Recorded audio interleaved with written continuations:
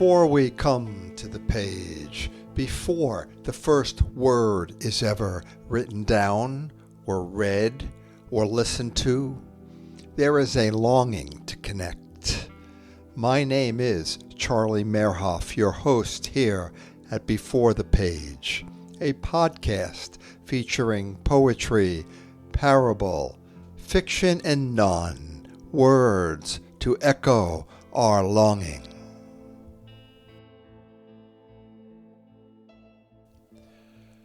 Welcome. You have arrived at episode 36 of Before the Page. Simone Weil was born in 1909, Paris. Simone Weil was an empath, an empirical philosopher, a teacher, a factory worker, a member of the French Resistance, as well as a prolific writer. Her essays have an aphoristic, head-on style. In 1943, at the age of 34, as World War II raged on, Simone died of heart failure due to tuberculosis. Some say that Simone would have lived had she taken in more food. However, being in England at the time of her death, Simone was spiritually incapable of taking in more calories per day than the people of France living under German occupation were allotted. Simone's writing did not draw much attention until after her passing. However, her words lived on to inspire many. Simone Weil was a true human being. The following is an essay called Attention and Will, composed by Simone during the last years of her short life, translated from the French by Emma Craufurd. Attention and will. We do not have to understand new things, but by dint of patience, effort, and method to come to understand with our whole self the truths which are evident. Stages of belief. The most commonplace truth when it floods the whole soul is like a revelation. We have to try to cure our faults by attention and not by will. The will only controls a few movements of a few muscles, and these movements are associated with the idea of the change of position of nearby objects. I can will to put my hand flat on the table. If inner purity, inspiration, or truth of thought were necessarily associated with attitudes of this kind, they might be the object of will. As this is not the case, we can only beg for them. To beg for them is to believe that we have a Father in heaven. Or should we cease to desire them? What could be worse? Inner supplication is the only reasonable way, for it avoids stiffening muscles which have nothing to do with the matter. What could be more stupid than to tighten up our muscles and set our jaws about virtue, or poetry, or the solution of a problem? Attention is something quite different. Pride is a tightening up of this kind. There is a lack of grace. We can give the word its double meaning here in the proud man. It is the result of a mistake. Attention, taken to its highest degree, is the same thing as prayer. It presupposes faith and love. Absolutely unmixed attention is prayer. If we turn our minds towards the good, it is impossible that little by little the whole soul will not be attracted thereto in spite of itself. Extreme attention is what constitutes the creative faculty in man, and the only extreme attention is religious. The amount of creative genius in any period is strictly in proportion to the amount of extreme attention and thus of authentic religion at that period. the wrong way of seeking. The attention fixed on a problem, another phenomena due to the horror of the void. We do not want to have lost our labor, the heat of the chase. We must not want to find, as in the case of an excessive devotion, we become dependent on the object of our efforts. We need an outward reward which chance sometimes provides and which we are ready to accept at the price of a deformation of the truth. It is only effort without desire, not attached to an object, which infallibly contains a reward. To draw back before the object we are pursuing, only an indirect method is effective. We do nothing if we have not first drawn back. By pulling at the bunch, we make all the grapes fall to the ground. There are some kinds of effort which defeat their own object. Example, the soured disposition of certain pious females, false asceticism, certain sorts of self-devotion, etc. Others are always useful, even if they do not meet with success. How are we to distinguish between them? Perhaps in this way. Some efforts are always accompanied by the false negation of our inner wretchedness. With others, the attention is continually concentrated on the distance there is between what we are and what we love. Love is the teacher of gods and men. For no one learns without desiring to learn. Truth is sought not because it is truth, but because it is good. Attention is bound up with desire, not with the will, but with desire, or more exactly, consent. We liberate energy in ourselves, but it constantly reattaches itself. How are we to liberate it entirely? We have to desire that it should be done in us, to desire it truly, simply to desire it, not to try to accomplish it.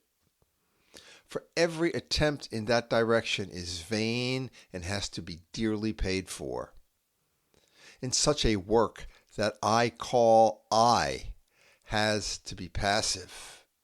Attention alone, that attention which is so full that the I disappears, is required of me. I have to deprive all that I call I of the light of my attention and turn it on to that which cannot be conceived. The capacity to drive a thought away once and for all is the gateway to eternity. The infinite is an instant. As regards temptations, we must follow the example of the truly chaste woman who, when the seducer speaks to her, makes no answer and pretends not to hear him. We should be indifferent to good and evil, but when we are indifferent, that is to say, when we project the light of our attention equally on both, the good gains the day. This phenomenon comes about automatically. There lies the essential grace, and it is the definition, the criterion of good. A divine inspiration operates infallibly, irresistibly, if we do not turn away our attention, if we do not refuse it. There is not a choice to be made in its favor. It is enough not to refuse to recognize that it exists. The attention turned with love towards God, or in a lesser degree, towards anything which is truly beautiful, makes certain things impossible for us. Such is the non-acting action of prayer in the soul. There are ways of behavior which would veil such attention should they be indulged in, and which, reciprocally, this attention puts out of the question. As soon as we have a point of eternity in the soul, we have nothing more to do but to take care of it. For it will grow of itself like a seed. It is necessary to surround it with an armed guard, waiting in stillness, and to nourish it with the contemplation of numbers, of fixed and exact relationships. We nourish the changeless which is in the soul by the contemplation of that which is unchanging in the body. Writing is like giving birth. We cannot help making the supreme effort. But we also act in like fashion. I need have no fear of not making the supreme effort, provided only that I am honest with myself and that I pay attention. The poet produces the beautiful by fixing his attention on something real. It is the same with the act of love. To know that this man who is hungry and thirsty really exists as much as I do, that is enough. The rest follows of itself. The authentic and pure values, truth, beauty, and goodness, in the activity of a human being are the results of one and the same act, a certain application of the full attention of the object. Teaching should have no aim but to prepare, by training the attention for the possibility of such an act. All the other advantages of instruction are without interest. Studies and faith, prayer being only attention in its pure form, and studies being a form of gymnastics of the attention. Each school exercise should be a refraction of spiritual life. There must be method in it. A certain way of doing a Latin prose, a certain way of tackling a problem in geometry, and not just any way. Make up a system of gymnastics of the attention calculated to give it a greater aptitude for prayer. Method for understanding images, symbols, etc. Not to try to interpret them, but to look at them till the light suddenly dawns. Generally speaking, a method for the exercise of the intelligence which consists of looking. Application of this rule for the discrimination between the real and the illusory. In our sense perceptions, if we are not sure of what we see, we change our position while looking, and what is real becomes evident. In the inner life, time takes the place of space. With time, we are altered, and if as we change, we keep our gaze directed towards the same thing, in the end, illusions are scattered and the real becomes visible. This is on condition that the attention be a looking and not an attachment. When a struggle goes on between the will attached to some obligation and a bad desire, there is a wearing away of the energy attached to good.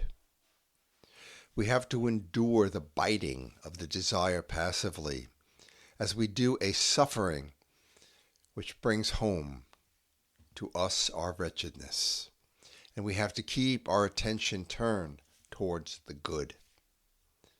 then the quality of our energy is raised to a higher degree.